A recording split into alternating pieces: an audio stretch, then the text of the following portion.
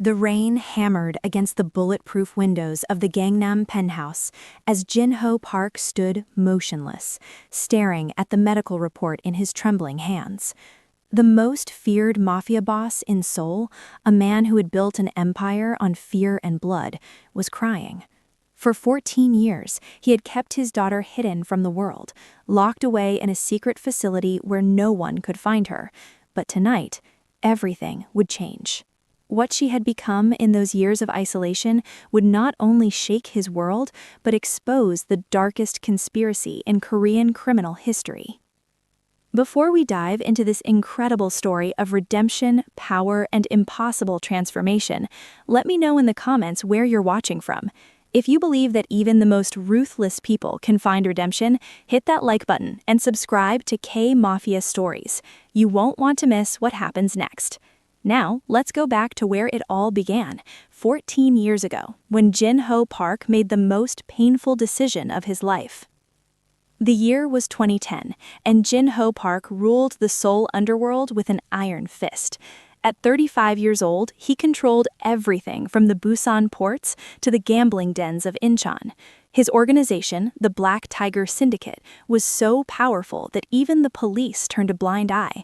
Politicians took his money, judges ruled in his favor, and rival gangs knew better than to challenge him. Jin-Ho's rise to power had been brutal and calculating. Born in the slums of Yeongdang-po, he grew up watching his father work 3 jobs just to afford a single room for their family of 5. His mother cleaned offices at night, his father drove a taxi during the day and worked construction on weekends, yet they could barely afford rice. Jin-Ho watched his father's hands crack and bleed from the cold, watched his mother's back bend from scrubbing floors, and he made a vow: he would never be poor again.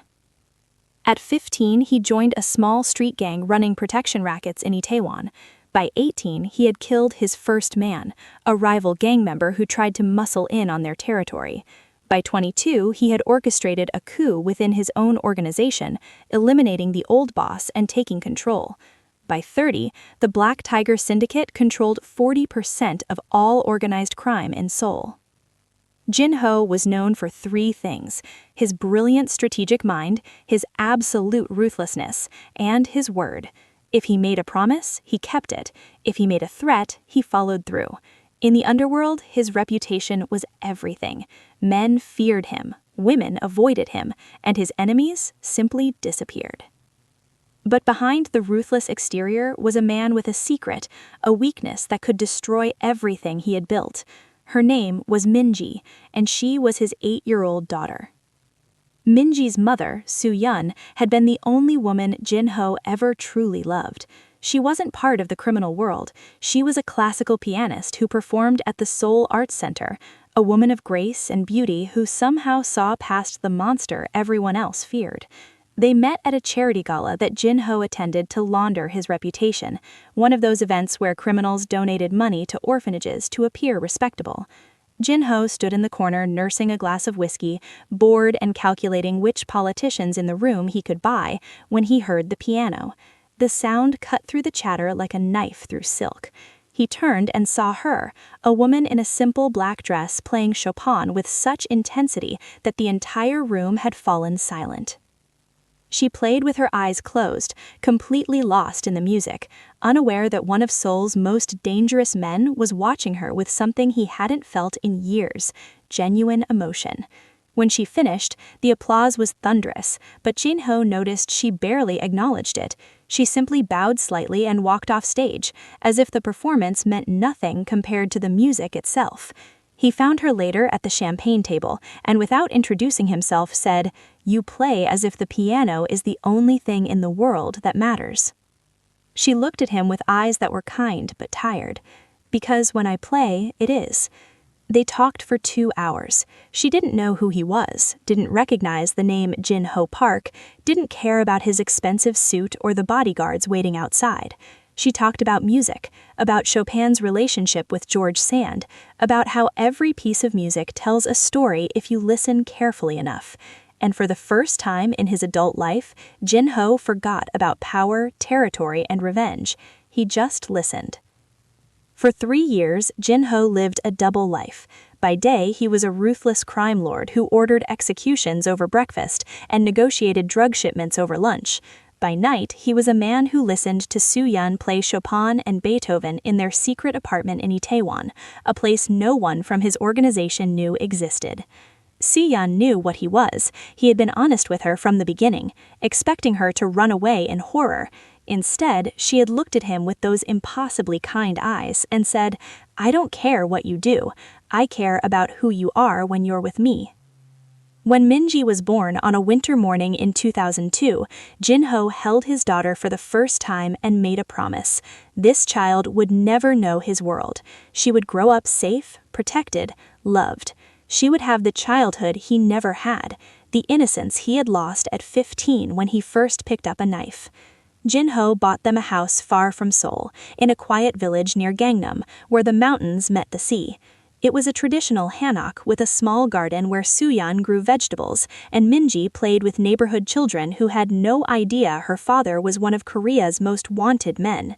To the villagers, Jin-ho was simply a businessman who visited his family on weekends, a quiet man who always paid in cash and never caused trouble.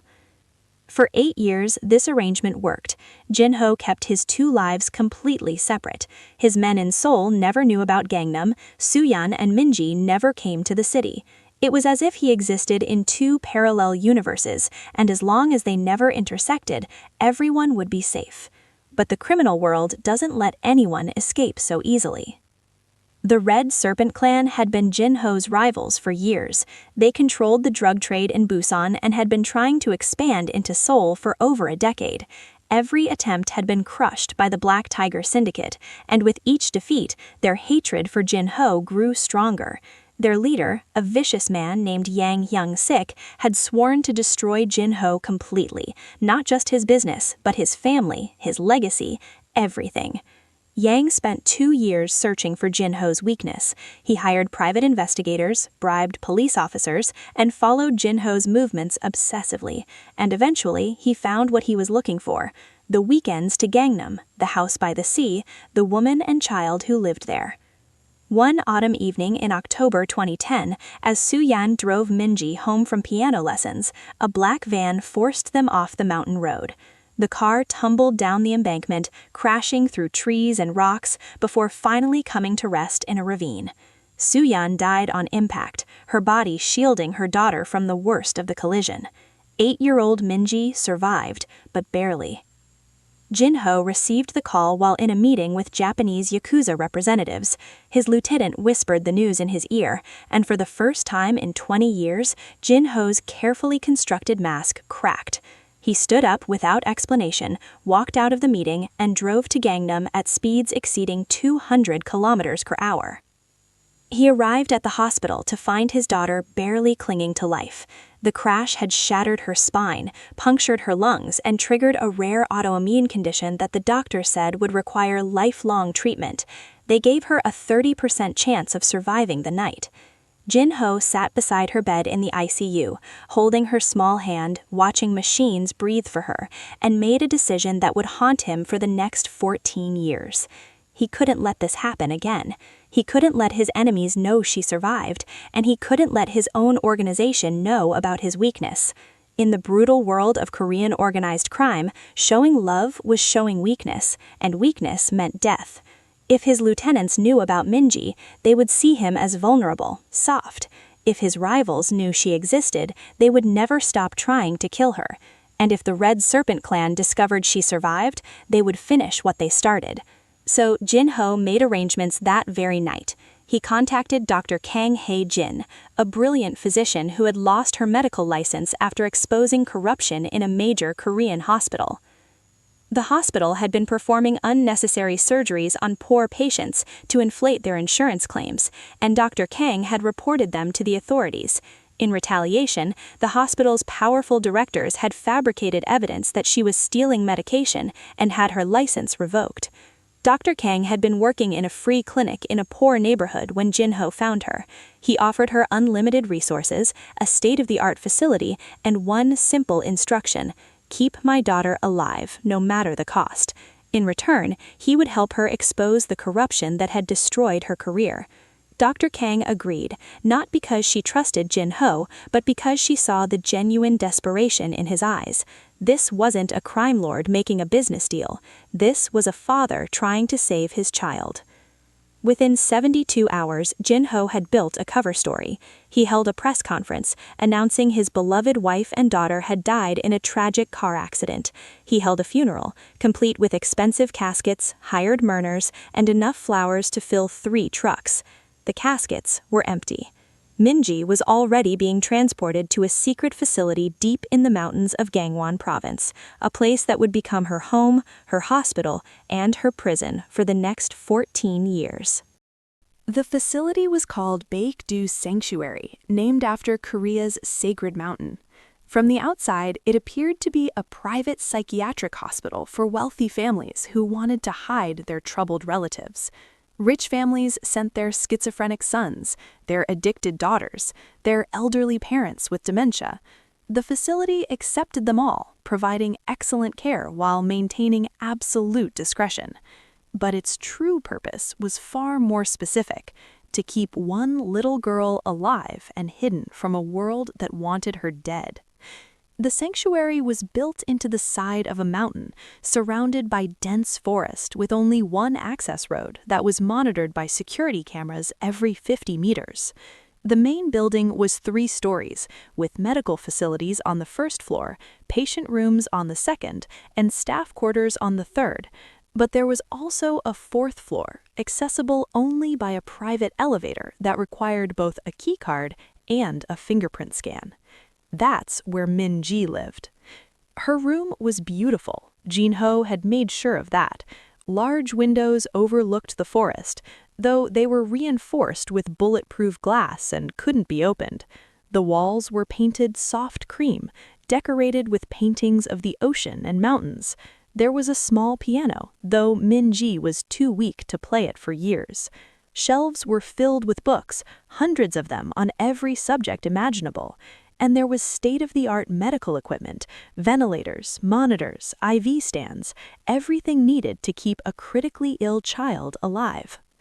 Dr. Kang Hae-jin devoted herself completely to Min-ji's care. She hired 3 specialized nurses who worked in rotating shifts, ensuring someone was always monitoring the girl's condition. She consulted with specialists from around the world, using encrypted video calls to protect Min-ji's identity, and she tried experimental treatments that no hospital would approve because conventional medicine had already given up on this patient.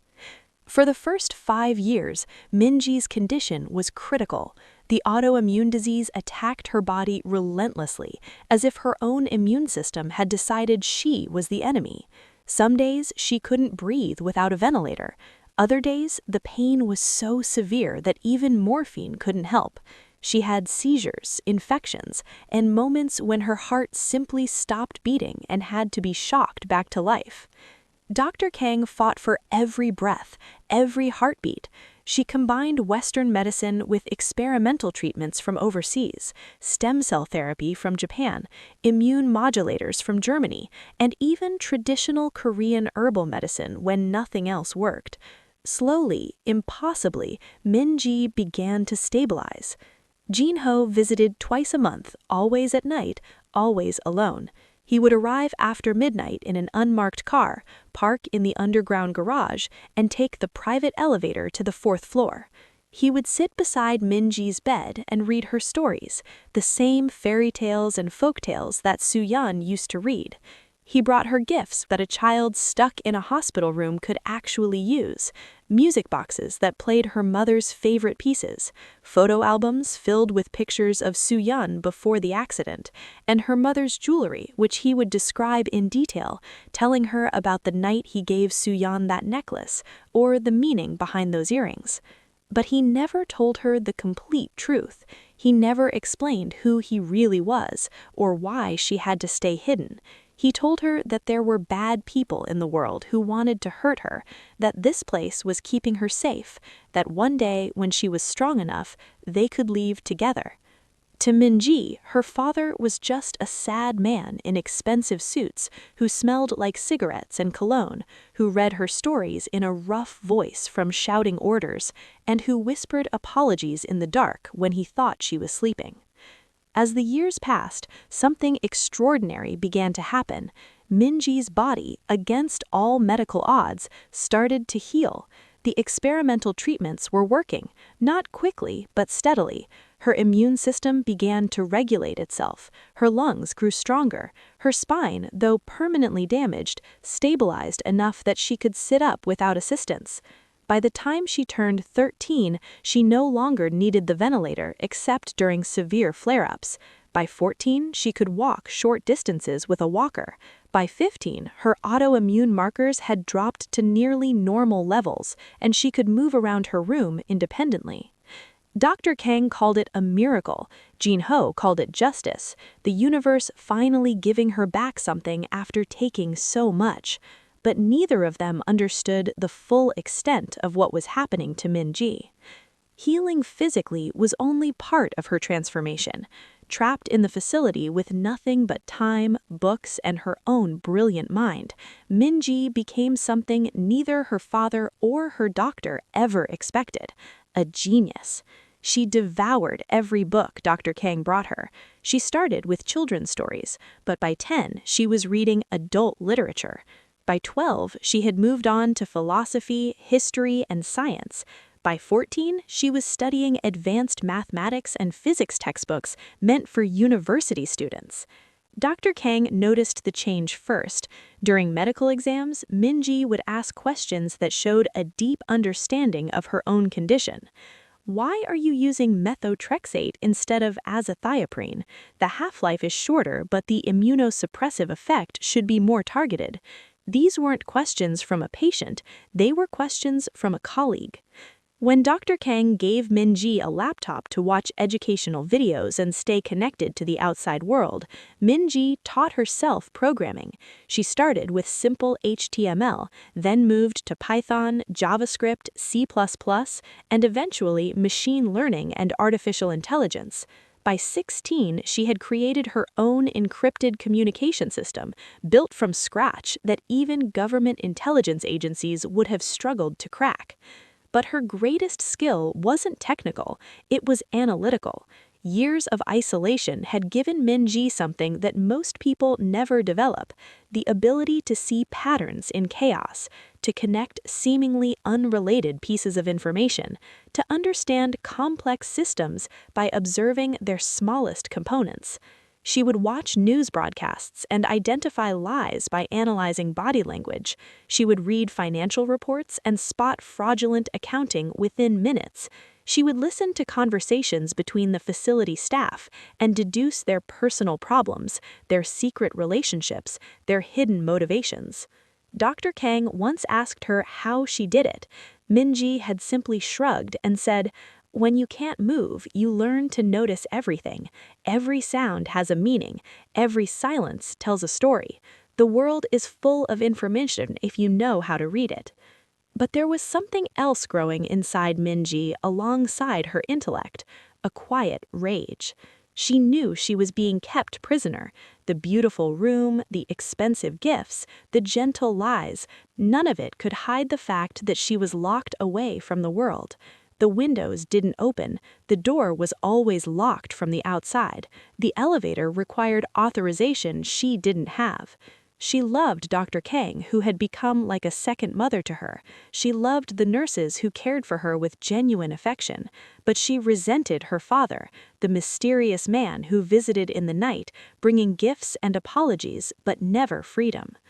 As she grew older and her mind sharpened, she began to piece together the truth. She hacked into the facility's administrative system, not because it was particularly difficult, but because she needed to know who was paying for all this. She found encrypted financial records showing massive cash payments from a shell company called Tiger Holdings. She searched for Tiger Holdings online and found nothing. It didn't exist publicly. So she dug deeper, using techniques she had taught herself from hacker forums and cybersecurity blogs. She traced the shell company through 3 layers of corporate structures until she found the source, the Black Tiger Syndicate. Then she searched for the Black Tiger Syndicate and felt her blood turn cold. News articles about organized crime, police reports about murders, extortion, and drug trafficking. And at the center of it all, a name, Jin-Ho Park, the most feared crime boss in Seoul.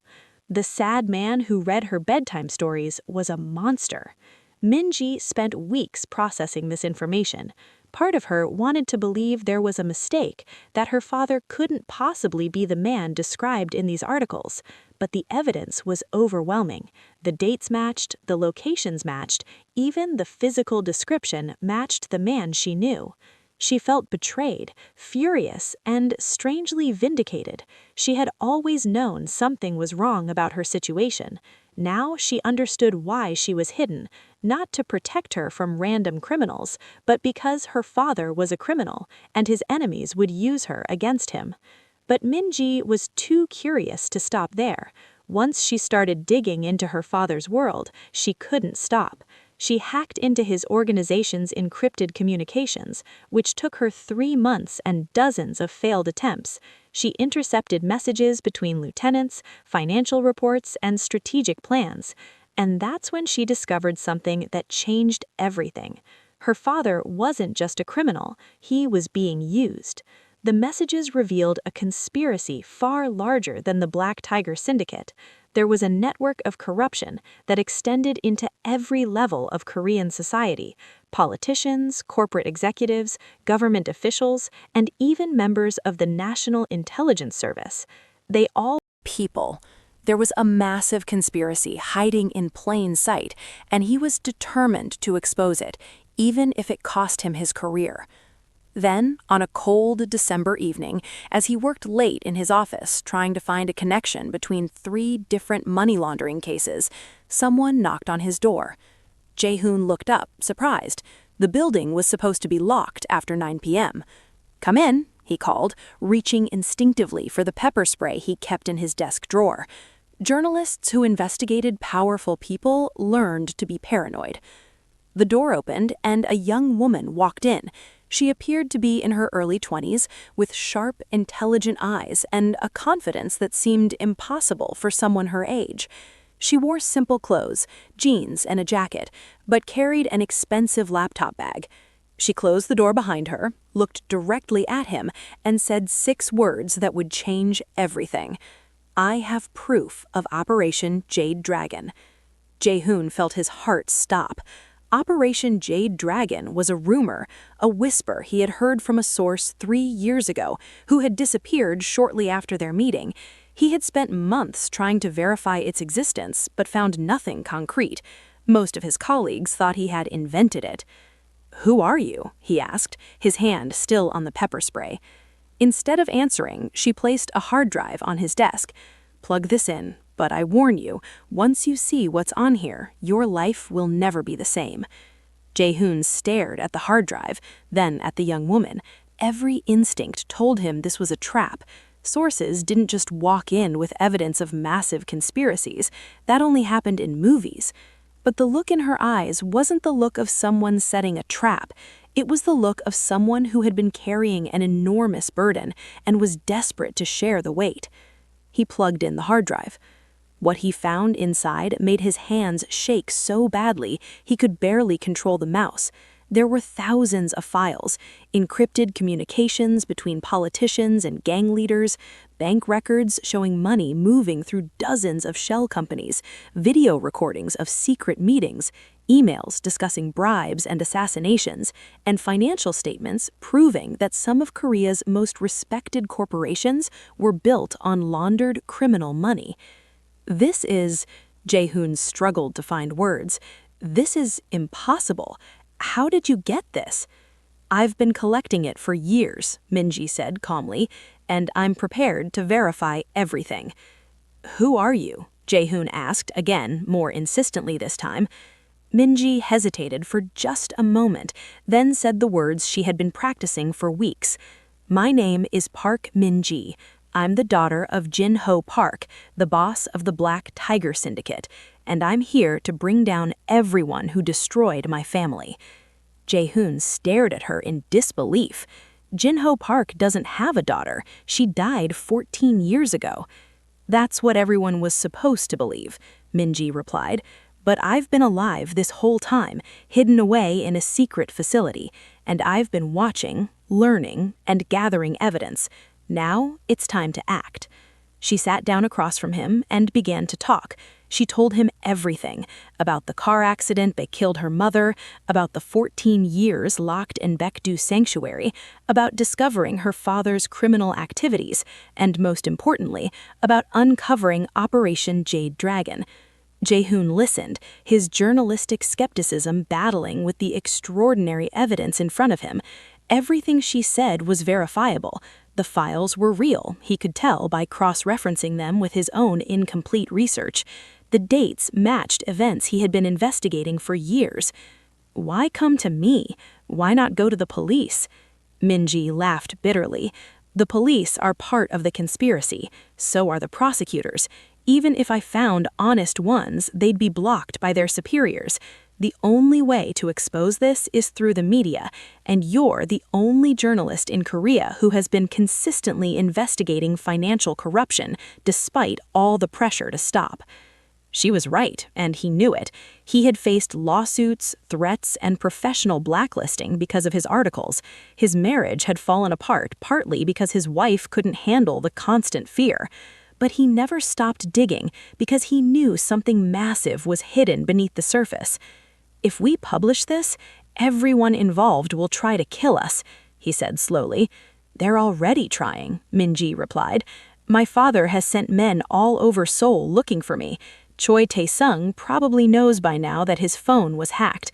We don't have much time." "Then we start tonight," Jae-hoon said, the excitement of a career-defining story overwhelming his fear. "We'll need to verify everything, find additional sources, and build an airtight case." For the next 3 weeks, they worked together in secret. Jae-hoon rented a small apartment in Hongdae under a false name, and they turned it into a war room. The walls were covered with printed documents, photographs, and diagrams showing the connections between hundreds of people involved in Operation Jade Dragon. Min-ji proved to be an invaluable partner. Her analytical mind could spot patterns Jae-hoon missed. Her technical skills allowed them to verify digital evidence and track money movements through complex corporate structures. And her inside knowledge of the criminal world provided context that no amount of research could match. They worked 18-hour days, surviving on convenience store food and too much coffee. Min-ji showed Jae-hoon how to enhance his digital security, teaching him encryption techniques and how to communicate safely. In return, he taught her journalism, how to verify sources, how to write compelling narratives, and how to present evidence in ways that ordinary people could understand. They also talked about their lives. Jae-hoon told her about his divorce, about choosing his career over his marriage, about the loneliness of being a journalist that everyone feared to associate with. Min-ji told her about Baekdu Sanctuary, about the books that kept her sane, about her mother whom she barely remembered but desperately missed. One night, as they worked past midnight, Jae-hoon asked the question he had been avoiding. "What about your father? Do you hate him?" Min-ji was silent for a long time. "I don't know," she finally said. "He locked me away for 14 years. He stole my childhood, my freedom, my chance to be normal. But he also kept me alive when enemies wanted me dead. He gave me the best medical care possible. And every time he visited, I could see in his eyes that he was suffering too." She stared at a photograph on the wall, one showing Jin-ho meeting with various criminals and politicians. "I think he started as a man trying to survive and became a monster. But maybe somewhere deep inside there's still something human left. And that's why I'm doing this, not just to expose the conspiracy, but to give him a chance at redemption." As they verified the evidence, disturbing patterns emerged. Operation Jade Dragon wasn't just about money laundering, it was about control. The criminal organizations provided muscle and intimidation. The legitimate fronts provided financial networks and legal protection. The politicians provided legal protection and policy changes that favored the conspiracy members. Together, they had created a shadow government that operated parallel to Korea's official institutions. They controlled construction contracts worth billions, manipulated real estate markets to launder money, and even influenced elections by funding candidates who would protect their interests. Choi Tae-Sung was the spider at the center of this web. As deputy director of the Financial Supervisory Service, he had access to every investigation, every suspicious transaction report, and every piece of evidence that might threaten the conspiracy. He would alert his partners when law enforcement got too close, giving them time to destroy evidence or eliminate witnesses. But Min-ji and Jae-hoon found something even more shocking. Choi was planning a major move. According to leaked emails, he was preparing to run for parliament in the next election.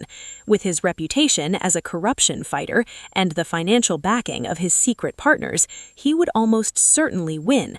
From there, he planned to eventually become Minister of Justice, giving him even more power to protect the conspiracy. They also discovered something that made Min-ji's blood run cold. Her mother's death hadn't been a simple gang attack. The Red Serpent clan had been paid to orchestrate the accident, and the payment had come from a shell company connected to Operation Jade Dragon. Someone in the conspiracy had wanted to hurt Jin-ho Park, to weaken him and make him more controllable. They killed Soo-yeon and tried to kill Min-ji as a message. No one was untouchable, not even the boss of the Black Tiger Syndicate. When Min-ji showed Jae-hoon this evidence, her hands were shaking. "My mother didn't die because of my father's criminal activities," she said, her voice barely above a whisper. "She died because someone wanted to control him."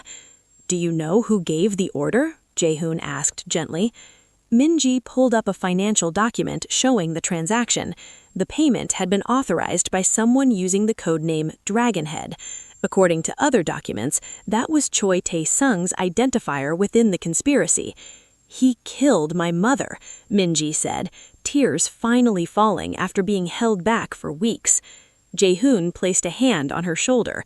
"Then we make sure he pays for it." But they both knew that publishing the story wouldn't be enough. Choi Tae-sung had too much power, too many connections. He could bury the story, discredit the sources, and make both of them disappear. Jae-hoon had seen that happen to other journalists who got too close to powerful people. They needed something more. "To protect you," Jin-ho said desperately, taking a step toward her. She didn't move back, but her posture tensed. "The Red Serpent clan wanted you dead. My own organization would have used you against me. I had no choice." "There's always a choice," Min-ji replied. "You chose to become a criminal. You chose to build your empire on blood and fear. You chose to lock me away rather than find another way to keep me safe." "What other way was there?" Jin-ho shouted, his carefully controlled demeanor finally cracking. "Do you think I wanted this life? Do you think I enjoyed being a monster? I did what I had to do to survive, to provide for your mother, to give you a chance at life." "And what kind of life did you give me?" Min-ji shouted back, her own tears now flowing freely. 14 years in a room. 14 years watching the world through windows I couldn't open. Do you know what it's like to hear other children playing outside and know you'll never join them? To watch videos of families together and know yours is broken? To read about freedom in books but never experience it?" Jin-ho fell to his knees in the mud, all his power and pride washing away in the rain. "I'm sorry," he sobbed. "I'm so sorry for everything I took from you. Your childhood, your freedom, your mother. I thought I was protecting you, but all I did was cage you." Min-ji walked toward him, her footsteps slow and deliberate. She stood over her father, the man who had ordered the deaths of countless people, who had built an empire through violence, who now knelt before her like a broken child.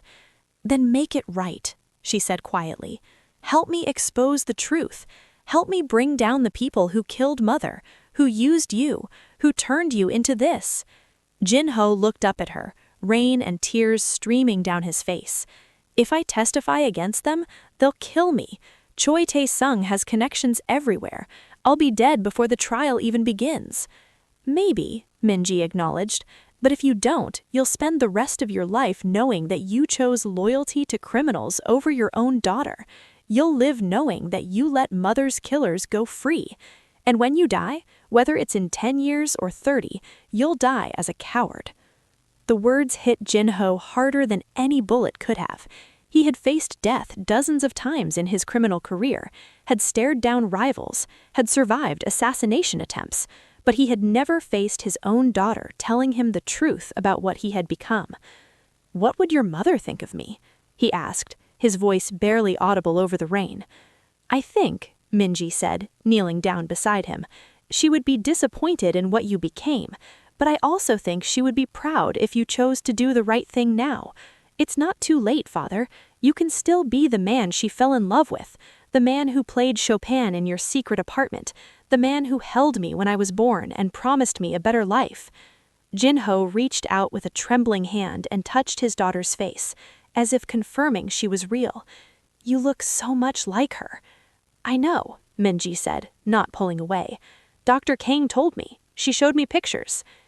They stayed there in the rain, father and daughter, criminal and victim, monster and survivor, until Jin-ho finally made his decision. "What do you need me to do?" Over the next several days, Jin-ho Park began the most dangerous operation of his criminal career, betraying everyone he trusted. Under Minji's guidance and with Jae-hoon's journalistic expertise, he started gathering additional evidence from inside the conspiracy. He recorded conversations with other crime bosses, documented cash payments to politicians, and provided testimony about operations he had personally overseen. Each piece of evidence was another nail in the coffin of Operation Jade Dragon, but also another step toward his own death sentence. The hardest part was maintaining his normal routine while secretly working against his own organization. He attended meetings with his lieutenants, approved criminal operations, and maintained his reputation as the ruthless boss of the Black Tiger Syndicate, all while wearing a hidden recording device and documenting everything. His men noticed something was different. Kim Dong-woo, his most trusted lieutenant, asked him directly, "Boss, is everything all right? You seem distracted." Jin-ho smiled and lied smoothly. "Just tired. This business with the missing shipment from Busan is causing problems." But Dong-woo wasn't convinced. He had served Jin-ho for 15 years and knew when something was wrong. He started watching his boss more carefully, noting the secret phone calls, the encrypted messages, the times Jin-ho would disappear for hours without explanation. Meanwhile, Minji and Jae-hoon were preparing the final article. It would be published as a multi-part series, starting with an overview of Operation Jade Dragon, then diving into specific examples of corruption, and culminating with evidence of Choi Tae-Sung's involvement and Jin-ho Park's testimony. They knew that once the first article published, they would have perhaps 24 hours before the conspiracy members reacted. After that, assassins would be sent, evidence would be destroyed, and witnesses would disappear. They had one chance to get it right. The night before publication, Minji and Jin-ho met one final time at a safe location, a small temple in the mountains where Jae-hoon had connections with the monks. They sat in a quiet room overlooking a garden, father and daughter, preparing to change Korean history. "Are you afraid?" Minji asked.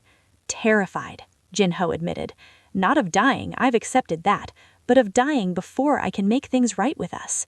"You're doing that now," Minji said gently, "by choosing truth over loyalty, by risking everything to expose the people who destroyed our family. You're becoming the father I needed you to be." Jin-ho looked up at his daughter, this remarkable woman who had survived everything he and the world had thrown at her. "If I don't survive this, I want you to know something. Every decision I made, every terrible thing I did, I told myself it was to protect you. But the truth is, I was protecting myself from facing my own guilt. I was a coward who hid behind excuses." "I know, but courage isn't about never being a coward. It's about choosing to be brave when it matters most, and that's what you're doing now." They talked through the night, filling in 14 years of missed conversations. Jin-ho told her stories about Soo-yeon, about how they met, about the 3 years they spent hiding their relationship from his criminal world. Min-ji told him about life in Baekdu sanctuary, about the books that saved her sanity, about Dr. Kang who became like a mother to her. As dawn broke, Jin-ho prepared to leave. At the door, he turned back to Min-ji and said something he hadn't said since she was 8 years old. "I love you, my daughter." Min-ji's eyes filled with tears. "I love you too, father. Stay alive. We have a lot more conversations ahead of us." The first article published at 6 a.m., March 15, 2023. The headline read, "Operation Jade Dragon: How Korea's Elite Built an Empire on Criminal Money." By 7 a.m., the article had been shared over 100,000 times. By 8 a.m., it was the top trending topic on every social media platform in Korea. By 9 a.m., international news agencies were picking up the story. The article was devastating in its detail. Jae-hoon had written it like a thriller, starting with the mysterious death of a pianist 14 years earlier and unraveling the conspiracy piece by piece. He named names, provided evidence, and laid out exactly how Operation Jade Dragon had corrupted every level of Korean society. The public reaction was explosive. People were angry, shocked, and demanding action. Politicians who had built careers on anti-corruption platforms were revealed as secret partners in the conspiracy. Corporate executives who portrayed themselves as legitimate businessmen were shown to be money launderers. Even celebrities and religious leaders were implicated. By noon, prosecutors had no choice but to act. The evidence was too detailed, too public to ignore. Arrest warrants were issued for 47 people, including Choi Tae-Sung, 5 members of parliament, 12 corporate executives, and 4 major criminal organizations. But Choi Tae-Sung didn't wait to be arrested. He mobilized his resources immediately, calling in every favor, activating every asset. He contacted criminal organizations, private military contractors, and corrupt police officers. His message was simple: kill Jin-ho Park, kill Min-ji Park, and kill Jae-hoon. Do it quickly, before they can provide any more evidence. The response was immediate and terrifying. Professional assassins converged on Seoul from across Asia. Military-trained mercenaries were activated. Even some police officers, who owed Choi favors or feared his retribution, began searching for the targets. Jin-ho learned about the kill orders from one of his contacts in the police force. He immediately contacted Min-ji and Jae-hoon, warning them to go into hiding. But Min-ji refused. "No more hiding," she said firmly. "We've exposed them. Now we need to survive long enough for the justice system to act." "The justice system is slow. Assassins are fast." "Then we make ourselves hard targets," Jae-hoon suggested. "We go public completely.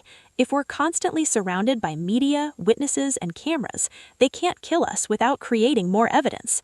It was a risky strategy, but it was the only one that made sense. For the next 72 hours, Min-ji, Jae-hoon, and Jin-ho made themselves as visible as possible. They held press conferences, gave interviews, and stayed in locations with heavy security and constant media presence. Min-ji became an overnight celebrity, the story of the mafia boss's daughter who had been hidden for 14 years, who became a genius in isolation and risked everything to expose corruption, captivated the nation. People called her a led to the arrest of over 100 criminals, including gang leaders, corrupt officials, and money launderers. During his sentencing hearing, the judge made a statement that summarized the complexity of Jin-ho's situation. "Mr. Park, you have caused significant harm through your criminal activities, but you have also shown the capacity for redemption by risking everything to expose corruption far worse than your own crimes. This court sentences you to 20 years imprisonment, with credit for time served and cooperation. We hope that you use this time to reflect on your choices and emerge as the man your daughter believes you can be." As Jin-ho was led away in handcuffs, he looked back at Min-ji sitting in the gallery. She smiled at him, a genuine smile free of the anger and resentment that had defined their early reunions. He smiled back, and for the first time in decades, felt something that had nothing to do with power or fear. Peace. Min-ji Park became a national icon, though she tried to avoid the spotlight. She used the substantial reward money from the government, over $1 billion, to establish the Soo-yeon Foundation, an organization dedicated to helping children who had been harmed by organized crime. The foundation provided medical care, education, and psychological support to hundreds of young victims across Korea. Min-ji hired Dr. Kang Hae-jin as the medical director, bringing her out of hiding and restoring her reputation. Together, they created programs that addressed the unique needs of children traumatized by violence and crime. Min-ji also enrolled in Seoul National University, studying both computer science and law. Despite missing 14 years of formal education, her brilliant mind and years of self-study allowed her to test directly into advanced courses. She completed both degrees in just 4 years, graduating at the top of her class in both programs. Her thesis in computer science focused on cybersecurity methods for protecting vulnerable populations from digital surveillance. Her legal thesis proposed comprehensive reforms to Korea's witness protection system, based partly on her own experience and partly on international best practices. During this time, she visited her father once a month at Seoul Detention Center. They sat in the visiting room, separated by glass, and talked about everything they had missed. She told him about her classes, her work with the foundation, and her plans for the future. He told her stories about her mother, the good memories from before everything went wrong. Their relationship, damaged by 14 years of forced separation and lies, slowly began to heal. It wasn't easy. There were arguments, tears, and moments when Min-ji questioned whether forgiveness was possible. But gradually, they found a way forward, not forgetting the past, but building something new despite it. One day, Min-ji brought something special, a laptop with her mother's piano recordings. Through the phone connection, she played Soo-yeon's performance of Chopin's Nocturne in E-flat major, the same piece that had been playing the night Jin-ho first realized he loved her. As the music filled the visiting room, both father and daughter closed their eyes and remembered a time when their family was whole, when love hadn't yet been corrupted by violence and fear. When the music ended, Min-ji said softly, "When you get out, we'll go to the ocean in Gangneung, just like Mom always wanted. We'll visit her grave together, and we'll tell her that we survived, that we fought back, and that we're finally free." Jin-ho's eyes filled with tears. "When I get out," he promised, "we'll start over. We'll be the family we should have been all along." 5 years after the initial article, Kim Jae-hoon won the Korean Journalism Award for his investigative reporting. In his acceptance speech, he said, "This award belongs to Park Min-ji, who had the courage to escape her prison and expose the truth. She proved that one person, no matter how powerless they seem, can change the world if they're willing to fight for justice." That same year, Min-ji graduated from law school and immediately opened her own practice, Park Law Firm, specializing in helping victims of organized crime seek justice and compensation. Her first client was a woman whose husband had been killed by a gang in Busan. Min-ji won the case, securing compensation and helping send 3 gang members to prison. Her practice grew quickly, not because she charged high fees. In fact, she took most cases pro bono, but because she had a reputation for winning impossible cases. She understood criminal organizations from the inside, knew their tactics, and could anticipate their moves. Defense attorneys learned to fear facing her in court. She also became an advisor to the government on organized crime policy. Her insights, drawn from both academic study and lived experience, helped shape new laws that made it harder for criminal organizations to operate. She pushed for better witness protection, stronger anti-money laundering regulations, and programs to help gang members leave criminal life. Today, Min-ji Park is 32 years old. She runs one of the most successful foundations in Korea, helping hundreds of children escape the cycle of violence that once trapped her. Her law practice has won over 100 cases against organized crime, and she's become a sought-after consultant for law enforcement agencies across Asia, using her unique understanding of both criminal operations and advanced technology to help bring down trafficking rings and organized crime syndicates. She still visits her father once a month. In 2 more years, he'll be eligible for parole, and she's already preparing for his release. She's helping him plan a legitimate life outside the criminal world that consumed him for so long, perhaps working with the foundation, using his intimate knowledge of gangs to help others escape that life.